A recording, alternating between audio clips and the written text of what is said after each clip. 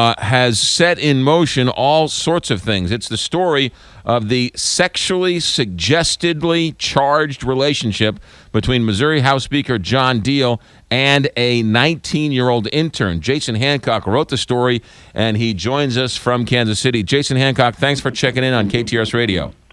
Hey, happy to be here. And actually, I'm in Jeff City. So. I apologize. No worries. Were you there last night waiting for him to leave the office? I was not among the gaggle that was there last night. I stuck around for a while. I was pretty convinced that he wasn't going to come out of the office, and so I left it to the rest of my press colleagues to chase him down if he did, and I was actually pretty surprised that he came out. So. Yeah, he also made the statement in which he took full responsibility for it, and I was kind of confused because in your story, he alludes to the fact that 6 text messages were his. Is that correctly? Is that right? There was 6 text messages on a record that they provided to us from his business phone. Okay. And so when he took full responsibility for the text messages, is he taking responsibility for those 6 or for all of them that you guys published? And that's the question, I suppose, because the statement was vague, and maybe that was intentional, and he didn't elaborate on much when he did come out of his office last night. The messages that we have, the text messages, are all via iMessage, which is Apple's proprietary messaging system, and so they're not going to show up on a phone bill. They're going to show up as just data usage because they use Wi-Fi or an internet connection. So it's impossible to track those, and it's really difficult to even get records of those. I couldn't find anybody who told me that you even could get records of those texts. There were those 6 messages that showed up on his business phone, the phone that was provided by his law firm, Hush Blackwell. But the rest of the text would have been lost in the cloud, I suppose. Sure. This is a very bizarre story, Jason Hancock, because in your story, you quote her attorney saying that these text messages aren't real, and then later in the day, he admits and takes full responsibility for the text messages in which she says aren't real. Yeah, it kind of gives you a little bit of an insight as to what the last 3 weeks of my life was like trying to sort this story out. You know, there was some questions about like the timing of the story publishing that emerged yesterday, because it was a big day here in the Capitol. Everything was very chaotic, even without this story. You had the House debating right to work, you had a Medicaid rally, you had the Missouri Senate that had sort of melted down because of the right to work debate. But the reason the story came out when it did was because for 3 weeks there's been attempts to derail it by the people who are involved in it, and justifiably so, I suppose. You don't want these stories to come out, but there was a tangled web that was having to be untangled, and lots of hurdles to jump over, because we wanted to make sure that if we ran a story, obviously, that it was true, and we also wanted to make sure that even if it was a remote possibility that there was something that could exonerate the speaker, that we would chase it all the way down to the bottom of the rabbit hole. So, yeah, when you start to see some of the things when people said, oh, they're not real, but I admit and I apologize because they are real, that's the sort of reporting hurdles that we've been facing for the last 3 weeks trying to get this story together. Yeah. You refused to release her name, but she's not a victim. It seems like she was a willing participant in this conversation through text messages. Why did you and your paper choose not to release her name? There was a lot of discussion of that, and ultimately it came down to our feeling that she's a private citizen, not a public figure, number one. And number two, while she is a legal adult, she was an intern, and the Speaker of the House is the second most powerful person in this building. There's some that would say that she was a victim, even if it was a consensual relationship. I'm not going to make a value judgment on that particular argument, but we felt there was nothing to be gained by putting this young woman's name in the newspaper, and so we decided against it. The name's probably going to come out. I think the attorneys even released her name, I think, to some in the media. But we made the decision, at least on the initial story, not to reveal her name because, like I said, she's a college freshman and an intern and a private citizen, not a public figure. One of the things is sort of a side note, Jason Hancock, who broke the John Diehl story yesterday for the Kansas City Star, nice enough to join us for a couple minutes. One of the things that may be anecdotal, maybe not, is in those text messages that your paper and you found and published, she saved the name John for a number of them, and then at some point she changed the name from John and used a alias, Frank Underwood. which is the name of Kevin Spacey's character in the TV show House of Cards. Right, and I'm probably one of the last political reporters in the world to be able to admit this, but I actually haven't seen House of Cards, but I did get the reference, and it was something that stuck out to me as well, and it seems to be kind of resonating in the blogosphere that she would save his name as Frank Underwood in her phone, at least as she sort of switched it around. There's others that she'd saved under an abbreviation for Speaker of the Missouri House of Representatives. Yeah. How much of this, Jason Hancock, what did John Diehl, and is anyone alleging that John Diehl broke any laws by this? No, I don't think he broke any laws. I mean, I'm not an expert, and I'm not a lawyer. I don't know if there's some sort of, sexual harassment policy that he may have violated in this, whether it be in the House or the university, because the Capitol, these interns, the House is sort of acting as an extension of the university in these particular instances. But I don't think anyone is alleging there was any criminal misconduct, at least in the text messaging or anything else that may have happened in this. Again, she's an adult, he's an adult, and if they were just two adults and she wasn't an intern, I don't think it would have been a story, because I'm not here to pry into the personal lives of these politicians. It was the fact that she is an intern and he's the Speaker of the House, and that difference in authority and power made this a story.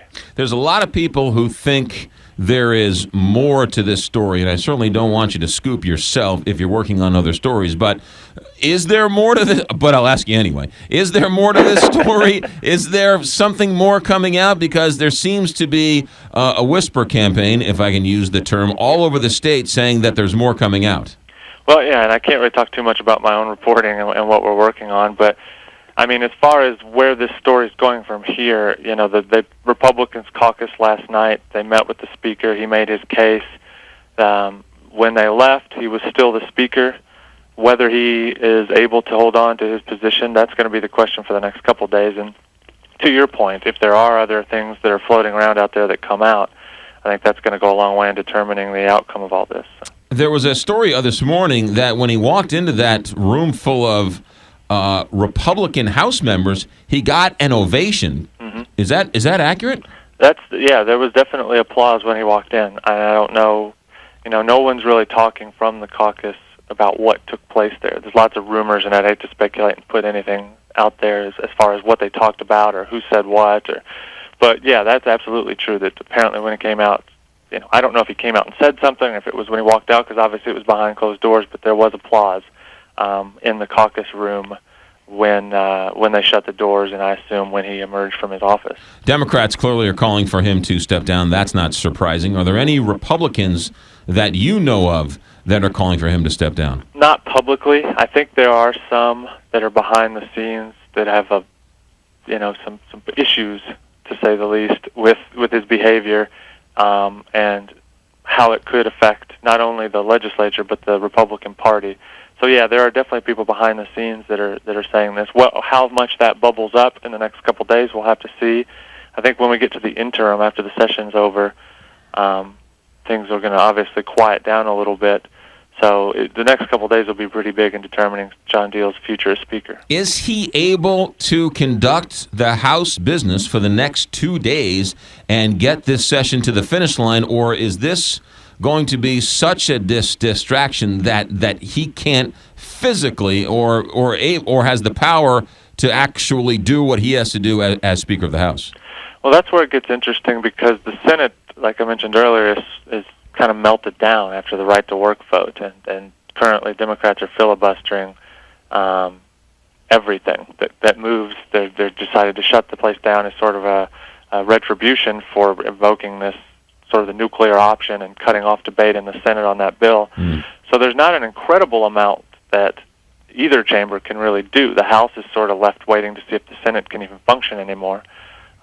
Whether he arrives at the Capitol today and presides over the House, whether he hunkers down in his office again, he was in there for hours yesterday, that remains to be seen. But I think the fact that there's not a whole lot of legislative business left to do, they finished up a lot of that stuff early, it takes some of that pressure off of him. Yeah. Jason Hancock with us, Kansas City Star reporter who broke the story yesterday on the John Diehl suggestive texts with the intern. There's no evidence that any sexual relationship happened, right? There's only evidence of a suggestive text relationship. Right. I don't have, and I tried to, I didn't want to make any sort of allegations in the story or leave anybody thinking that we were making that allegations in the story.